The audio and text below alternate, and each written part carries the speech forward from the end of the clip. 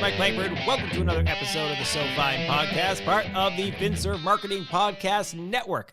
This week on the show, I am joined by Ivan Barretto, the Managing Director and founder of RIA Compliance Concepts, based right here in my backyard, Austin, Texas. Ivan is also the co-host of a podcast called the RIA Compliance Collective, and I've been on that show a couple of times, so check it out. It's a really good show, covers a lot of really interesting ideas and concepts, and obviously they all revolve around compliance and regulation, which, by the way, the topic for this show is compliance is the hidden superpower of the financial ecosystem. And I know that might sound a little weird to you, but trust me, I have seen a myriad of fintech startups really step in it or underappreciate how important compliance is, right? Because we're in a regulated industry. And even if you are making a fintech solution that you sell into a financial services company so that your software really doesn't have any compliance constraints, right? You're just a software company. The company you're selling into has lots of regulatory constraints, and compliance plays a big role in the day-to-day life at that company. So make sure you understand it, make sure you appreciate it, and don't look at it as the office of no, right? Compliance isn't there to ruin your day. They are there to protect the business. The regulators are there to protect the consumer. So if you can work with compliance, you can actually find yourself moving a lot faster. And in fact, Ivan joined me on the Modern Financial Advisor podcast by Trulytics a year and a half or so ago. And we actually talked about that, about using compliance as a strategic advantage for a wealth management firm, because many people, again, look at compliance as this big bad boogeyman when the sophisticated companies decide, hey, listen, we need to accomplish these business goals. Let's get compliance in here early and give them a mandate. Say, hey, listen, we need to accomplish this. You help us do it and stay out of trouble with regulators. Okay, deal? Let's do it. Okay. You're going to love this podcast with Ivan. Also, make sure you swing by the Advisor Financing Forum podcast, where Scott Wetzel, the CEO of Skyview Partners, and I are joined by a very special guest, Mike McGinley, the Executive Vice President of Small Business Lending for Live Oak Bank, a firm that Scott affectionately calls the OG of the RIA lending space. Okay, that's fictional. I said the firm is the OG of the RIA lending space. And I'm just kind of crediting Scott with that because he kind of says that frequently, that oftentimes when you ask him about the Skyview business, he will credit the team at Live Oak for kind of pioneering this space. So, OGs in my mind. Anyway, really cool conversation between two leaders who are technically at firms that compete with each other, but they're coming at this in a very collaborative manner because in their minds, there's a lot more room to grow in this space, and they want to make sure that it is a vibrant market. So any chance they get to work together, they take it. So check that out. One last thing before we get to our conversation with Ivan, please do keep those questions and suggestions for topics and guests flowing in, because several of the upcoming guests on the podcast came from you. So it's really exciting to hear from you. It means, number one, you're listening to the show, you're finding it meaningful and interesting, and you're thinking people you know really need to get on the show. And I think so too. So keep them coming in. All right. I'm really excited for upcoming slate of guests. Okay, let's get to today's guest, Ivan Barretto of RIA Compliance Concepts. Let's do it. Ivan, welcome back from vacation, buddy. It's great to have you on the show. I kind of feel a little honored that I think I might be your first major agenda item on Monday from returning after your vacation. So how you doing? Yeah, you definitely are. You definitely are. The reason I scheduled it for the day after vacation, I figured I'd be relaxed and ready to go and energized. But as you well know, you sometimes when you come back from vacation, you have a momentary lapse of depression because you have to get back to work. So, but other than that, things will get back to normal here, in a few. So that's really funny. It's you and I were chatting before we clicked record how I just got back from a much more action-packed vacation than yours. And I always have that, that cliche, I need a vacation from my vacation when I get back. And this year we got back, as I told you, and we got a puppy like the day after, and we had been waiting to adopt her for a few weeks ahead of time. So it was like, there was like zero rest. It was like wake up early the day after we got back, go get the dog. It's like, yeah, say goodbye to sleeping for the next couple of weeks, right? Yeah. No, exactly right. Yeah, that's the funny thing about coming back from vacation. You are definitely right. You need a vacation from your vacation sometimes. I was, on the way back home yesterday in the car with my wife and my daughter. I was telling my wife, I was like, I feel very, very exhausted because I feel like I'm a vacation Sherpa, because part of the time when you get into vacation mode, you have to you have to pack up the car and unload, and then pack the car up again and unload. And I was telling my wife, if someone hasn't created a shirt that says vacation Sherpa, that's $1 million idea for me, You for me should to totally create a do it. side That would be gig. fantastic. Yeah, I yeah, love it. I exactly, love it. I am the Sherpa for this vacation. It's so true. It's like exactly.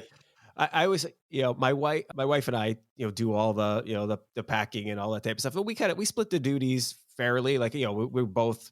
I'm a better packer, like because I've traveled a lot for business. So like I've really learned to master getting stuff into a suitcase, right? But my wife Yeah, is the organizer, getting like everything. Like this is all the stuff that needs to go. Like so, I never arrive at a vacation and I'm like, oh, we forgot this. No, my wife's thought of everything. She's just like the master planner. So it's a really good divvying up of tasks. But it's 100% right. Like the kids have no appreciation, like how much backbreaking work that dad yeah. does. Like dad's carrying all the crap you didn't feel like carrying. And my kids are older than Exactly. yours. So they're starting to be able to carry their own gear.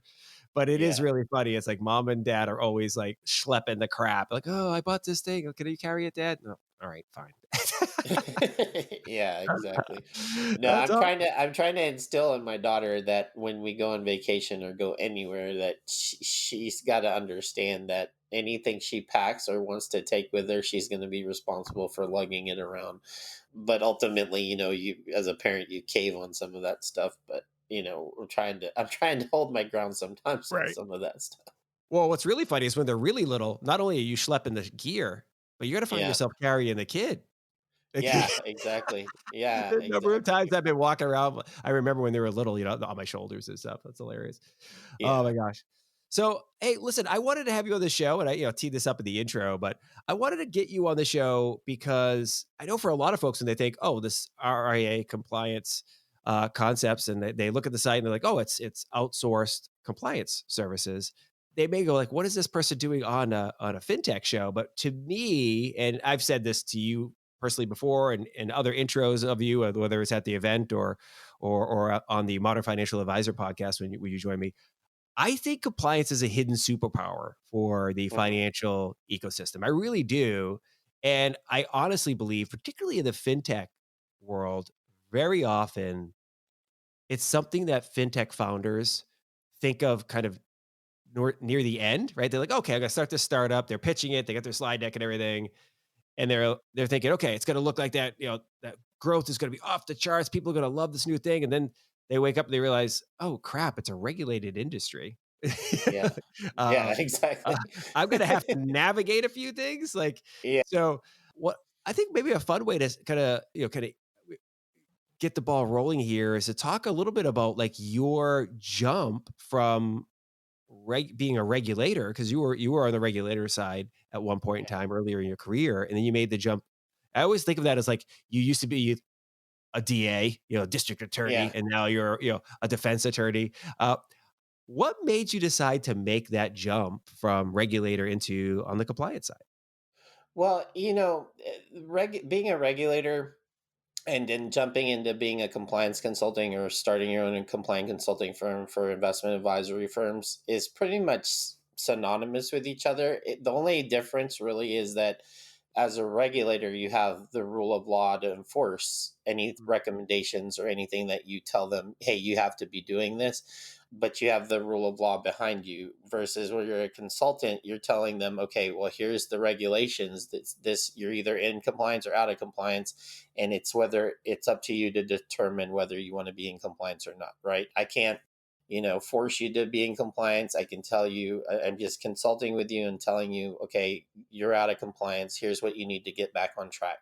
But I don't have any, force behind my name or my company's name and forcing you to do something, right? Whereas if you're a regulator, you have the guidance and you have the regulatory agency behind you to enforce things that are not in compliance. So that's really the big difference. For me, the reason why I jumped from being a regulator to an examiner with the securities board to becoming a consultant was more of a personal decision, because when you start a family, being an auditor where you have to go all across the state of Texas to do on-site exams is very taxing, especially on your time and with your family. And that's one of the major decisions on why I decided to go in the compliance consulting private side, because I didn't feel like being going on, or my travel schedule was conducive to having an adequate family life and being with my family. But other than that, I can't ding anything. My experience with being a former regulator, I learned a lot through that process, and it basically built the foundation for my consulting business. It's interesting. I love that you brought that up. And we spent a lot of time on this show talking about kind of the entrepreneurial drive, like what was in somebody that made them decide to start a specific business, right? And I think that's one of the ones that's commonly overlooked that you just described. And I had a little bit of that when I left, Fidelity to start my first business. And it is a little bit of like having a little more control over your time, right? And in your case, travel as well, like when you travel and how much you travel. And that's a good motivator for a business person, I think, because look, if you work for somebody else, they are going to, in some ways, dictate what you do. And particularly when you're working for a state entity, what's really interesting about government, very often, you have elected officials, but then the people who are executing on stuff, there's a lot more of a militaristic, kind of you're going to do what you're told type Yeah. structure to it than there is in the private sector, isn't there? Yeah, exactly. I mean, ultimately, any government agency, especially the securities board, they have certain numbers that they have to meet to justify the revenue, or their budget, and that's how they dictate how many exams are done a quarter, how many exams are done per examiner, and based off of those numbers, that's how things are scheduled and planned out. But ultimately, you know that's part of the process, and you're right, there is a little bit of a structure, and you have to get your numbers in order to satisfy your position as a regulator with the agency. So there is a little bit of dictation on, here's what you have to do, and we have to get these things done to satisfy our budgetary requirements for the agency. So, one of the things I didn't mention, but I think it's worth covering, is one of the reasons why compliance is so important, frankly. And it's one of the reasons why regulation is so important is this whole system, right, that we have for financial services, investment advisory services, where your main focus is based on trust, right? Based on that the consumer, the financial consumer feels like I can put my money here and it's safe, right? That somebody's not going to try to defraud me, that the information that they're putting in front of me is accurate and true, that the way they're articulating the risk is correct, that the person who is talking to me has the right qualifications to talk about this, that they're not just some Joe Schmo spinning advice and offering to manage my money. But what's interesting, and you hit this a bit in talking about like your role as a compliance consultant versus a regulator. You mentioned that before you had the rule of law to enforce things, but now it's the honor system, right? Like it's fascinating that so much of this is the honor system, because the regulators very often are understaffed and underfunded. So there is a reality that they can only look at so much. And there is you eventually they will get you. But it's pretty Yeah, amazing exactly. that so much of this is based on the honor system. No, you're absolutely right. Especially when, and that's one of the reasons why you have these disclosure documents to disclose everything that you do. What from the services you charge, the fees that you charge, any outside activities, business activities that could be a conflict of interest, and all of that stuff. So there is a built-in process of being transparent now, especially now with broker dealer firms, with the new form client relationship summary requirement, that you have to be more transparent on the services you offer and the fees that you're charging, and any conflicts of interest that you have. That's basically built into the system. But you are correct, it is an honor system, and ultimately it's up to you, the firm, to make sure you're in compliance and you're disclosing the things that you need to disclose. Because you're right, if you're not doing the right things and you're not disclosing the right things, you're going to get eventually, cited for some of these things down the road. So ultimately, you are self-policing yourself until your number is called for a regulatory audit or examination by the regulators. Until your number comes up. Yeah, exactly. Congratulations, you're a winner. Audit time. Yeah, exactly. So now I know a lot of your business, probably better than 90% of your business, and correct me if I'm wrong, is focus on what we think of as a traditional financial advisory firm RIA, right? So somebody who's an RIA, and whether it's an individual IAR solo advisor or an office that has multiple advisors under one roof. I know I think, most of your business, but I wonder if you might be willing to talk about FinTech startups that are also RIAs based on what they have to do, right? So, as an example, a couple weeks ago, over on the Modern Financial Advisor podcast by Trulytics, I had the founders of a startup called Vise on, and they started out as a tool, basically a technology, to allow financial advisors to create custom portfolios for their clients, right? And with the same amount of ease, if you will, that you might use a model portfolio. So it wouldn't be so difficult to do it, because if you had to create a custom portfolio for every single client manually, it's very labor intensive, right? So they created this technology using artificial intelligence and machine learning. But one of the things they found as they got into it was, oh, advisors are asking us to be sub advisors. They want us to do it for them and implement these portfolios that spit out of the technology. And so they had to create, go register and create an RIA. What are some of your thoughts as you think of a fast moving startup that needs to be an RIA? What are some of the things that they should be thinking of if they want, because they're under pressure from venture capitalists and so forth to move quick. What are some of the Yeah. things they should be thinking of if, like, hey, don't step in this? Yeah. I mean, ultimately, it boils down to, what you're doing and whether what you're providing is involving investment advice or a share of compensation with other advisors. So that's the main proponent that I would ask any fintech startup when they're coming up with their idea of setting up a service or a solution or software. How are you getting compensated? Number one. And then number two is, would it be construed as investment advice in some form or fashion, indirectly or directly? Those are the quick questions that you have to ask yourself. And then also, like you said, if you expand on your model and you're wanting to work with directly with advisors and a sub advisor relationship and receive a compensation for that relationship, that's something you definitely have to look at. It really depends. I mean, not all fintech startups are built the same, Mm. but the overall theme of it is, are you receiving compensation for investment advice? If so, then yeah, you have to be registered, right?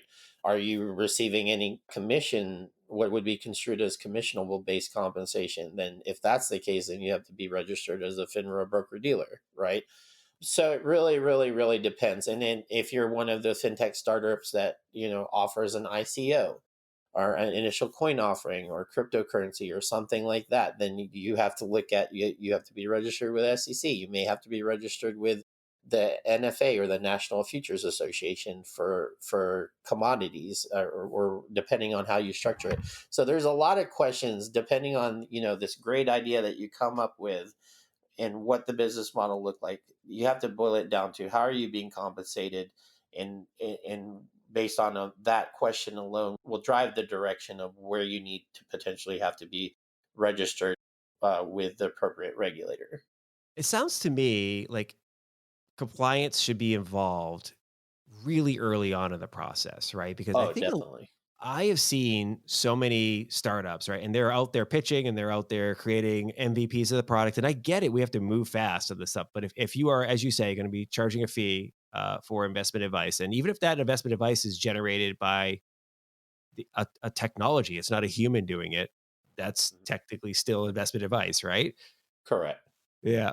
And if you're touching a portfolio, which again, the Vise guys, they are, right? They're basically touching the portfolio with the technology and it's going in there and doing it. It's not like a human doing all the trades, but it's, they're doing it on behalf of an advisor. As soon as you start doing that and you're earning a fee, again, you should be registered. So it sounds like early, they should be calling somebody like you, right? At the early days, going, hey, listen, reach out to RA compliance concepts, put the idea in front of them, make sure you're already baking in your compliance Yeah. process. Exactly. I mean, because their SEC has a special registration for anyone that's doing internet-based advice. So most of the fintech firms out there will go under that exemption.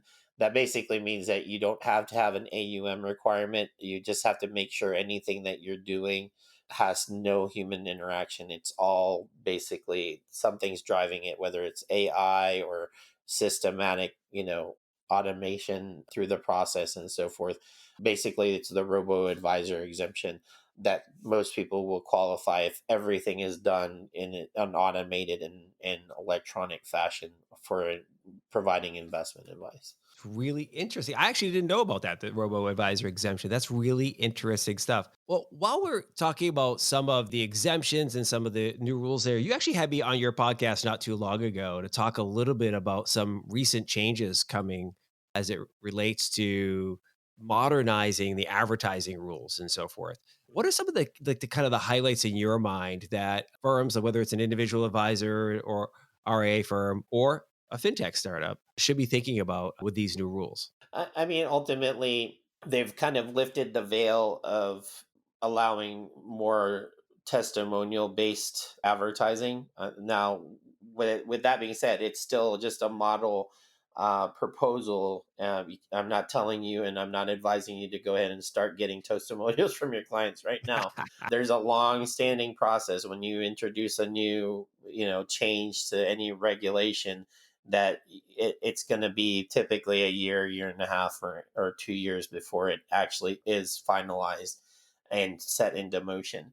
But what they're proposing now is, the archaic advertising rule that's been around for, decades is getting a refresh because the SEC recognizes that how you market and how you advertise yourself is way different than it used to be in the 50s, 60s, 70s. Now you have a lot of electronic based marketing and advertising, whether it's social media posts or third party rating systems like Yelp and Google reviews. So they're changing it and adapting to the times, where they're going to basically permit the use of testimonials and the use of third party rating services, with the catch that you have to have proper disclosures in place, right?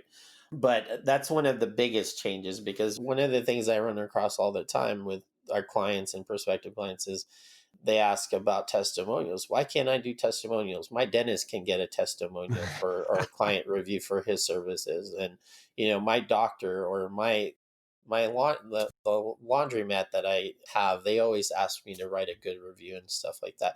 Why can't I do it? And it's just one of those things that you know, it just, the way the rules were set up, you're not allowed to do that because it's just like could become a compliance issue because of the way reviews are set up, or how you solicit reviews to make you look better, and not disclose that there may be some other reviews that are not so great. You know what I mean? So Mm. with that being said, that's one of the things that's changing. And then the third party rating services like Yelp and so forth, those are coming about.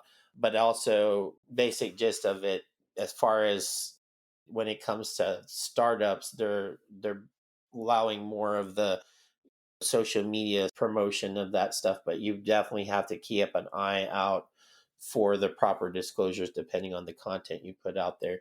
And a lot of the things that I've seen in recent years with some of the fintech firms that have utilized a marketing firm or whatnot to help them promote their service, they're getting dinged because they're using marketing firms that aren't aware of their advertising rules and regulations. That's the biggest Mm. trend that I've seen is you have a fintech firm that is promoting this service, and they're using testimonials and stuff, but they've outsourced it to a marketing firm that's not aware that, hey, you can't use testimonials or you can't do these things. And so if you're going to use a marketing firm to promote your business and or your services, or if you're a fintech startup, make sure you go with a firm like yours, Mike, where you understand there's guidelines that have to be met in order to put this material out there, and that are aware of the things that you can and cannot do. That is really interesting. Over the years, several times been brought in for, working with fintech startups. And it's fascinating the number of times where exactly what you're talking about, where the early part of the conversation is, hey, let's talk about what you can do and what you can't do. Right. Like, because I always look at compliance as their guardrails, right? It's not the Yeah. office of, my friend Garrett and I always joke about everybody needs a chief nope officer. Compliance is kind of like that for you. Like, in Yeah. some way, we are going to tell you nope on some things. However, we're really going to tell you yes as well. Like, here's what we can do. And if you come with a business goal and you're like, hey, we need to do this. Okay, here's how we do that and do that safely. Right. And don't Yeah. get the firm in trouble. Because, we talk about, you and I were at the early part of the conversation, we were talking about regulators are there to protect investors. Compliance is there to protect the firm, right? Because if you step in it, you can lose your license, right? You Hmm. can be fined into oblivion if there's a worst case scenario, it can be criminal conduct. If so, you want to make sure you protect the firm and protect the people at the firm as well.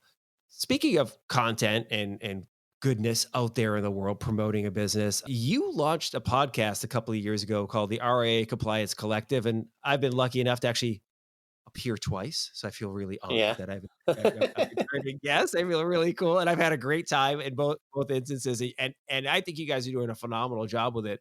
I will say this, I was really pleasantly surprised, like, delighted when I saw you launched the podcast because, obviously, I'm a huge fan of Yeah. the medium, but it was really interesting to me. So, what was your inspiration behind the podcast? Because I don't think many people think, hey, outsource compliance consultancy and strategy firm. Yeah, that's right up the alley for creating a podcast. But it's well done. I think it's very entertaining and engaging, and you cover a crap ton of ground. So, what was the inspiration for you guys? Well, I mean, ultimately, one of the main inspirations was to promote the business, right? Sure. This is something that we recognized was a medium in the industry, in our industry, that wasn't being tapped by a lot of the compliance consultants, and we wanted to be kind of out there as a source of information to RA firms, not only from business development standpoint, but also for firms that we ultimately want to help people, and there are going to be some firms that have a limited budget and that potentially need some compliance guidance. So we wanted to put some content out there to help a little bit with some of the firms that have a little bit limited budget that couldn't retain our services, but they still need some kind of outlet to listen to get some compliance guidance. And so that's one of the other reasons why we started the podcast, is to help, the smaller firms that are just starting out with a shoestring budget, that they have a resource that they can go download. It's a free podcast they can download and listen to. And we cover a lot of good topics that they should be aware of throughout the year. And then also to help keep people up to date on any compliance related updates regarding, state regulations or SEC regulations. And you're right, compliance is not a sexy topic to have as a podcast. So, but we try, and we try to, we try to make it a little bit bearable in producing the podcast in really manageable chunks versus having, a long podcast. We try to stick within a 20 to 25-minute time frame, or 30-minute time frame for people to listen to the podcast. Because let's be frank, compliance can be something that can put you to sleep sometimes.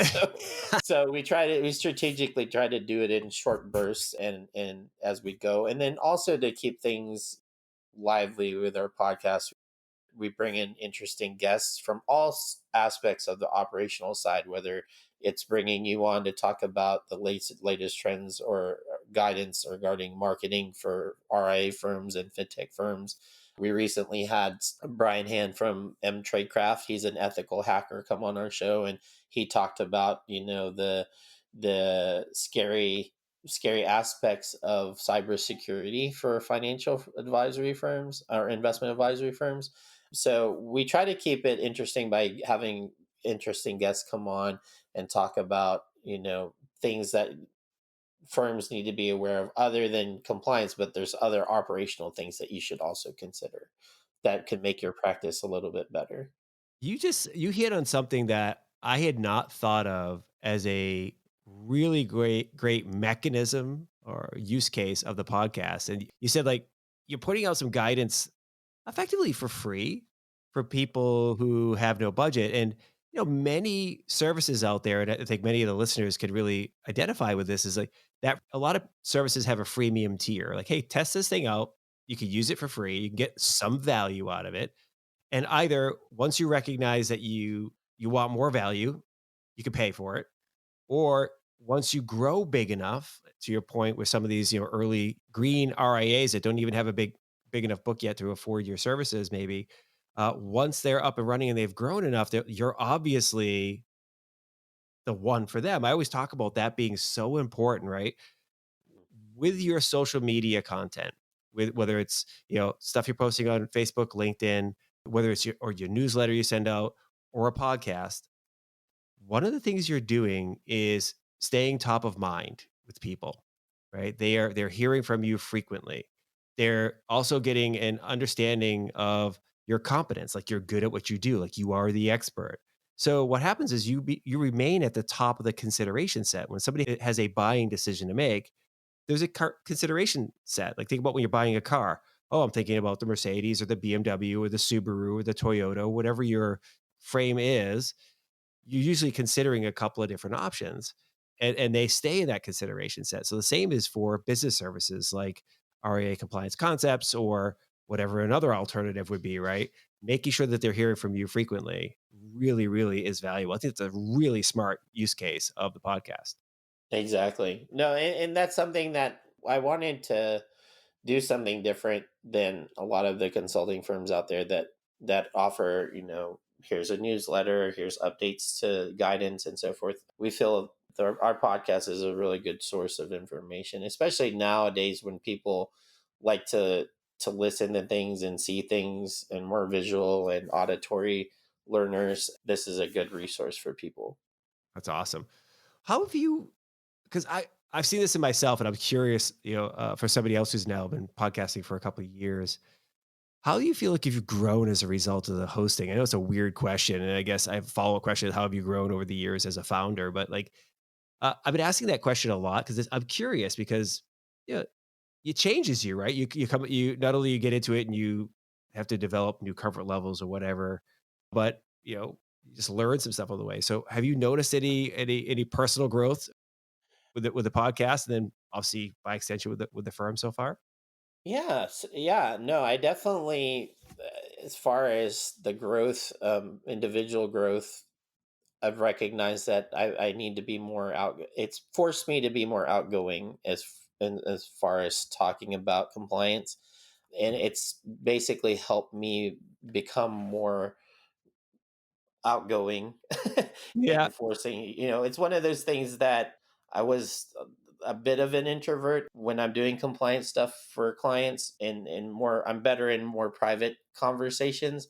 But when you're talking to a general audience, it definitely, having to do a podcast on a monthly, bi-monthly basis forces you to expand your outreach and your communication style to the masses versus on an individual basis, if that makes sense. It makes a lot of sense. It's helped me grow a little bit better as communicating more to a general audience than on a one-on-one setting. I love that. It's really interesting. I won't name him because he didn't give me permission to share this story, but a founder of another FinTech company that we work with. And he's, somebody I've known for, 20 plus years of my life and always admired and thought he was just, you got to kind of put him up that level of a rock star person.